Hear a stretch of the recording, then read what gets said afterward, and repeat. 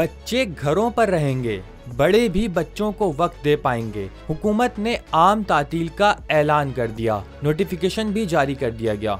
सिंध हुकूमत ने आलमी यौम मजदूर के मौके पर 1 मई को आम तातील का ऐलान कर दिया। सिंध हुकूमत के मुताबिक सूबे भर में 1 मई को तालीमी इदारे और दफातर बंद रहेंगे। इस हवाले से हुकूमत ने बाकायदा नोटिफिकेशन भी जारी कर दिया है। दूसरी जानिब तर्जुमान का कहना है कि सोशल मीडिया पर 26 अप्रैल की छुट्टी का चलने वाला नोटिफिकेशन जाली है। कमिश्नर कराची की जानिब से ऐसा कोई नोटिफिकेशन जारी नहीं किया गया। मजदूरों के हुकूक के तहफ़्फ़ुज़ के अज़म की तजदीद के साथ पाकिस्तान समेत दुनिया भर में मजदूरों का आलमी दिन मनाया जाता है। पाकिस्तान समेत तकरीबन दुनिया के हर मुल्क में सरकारी तातील होती है।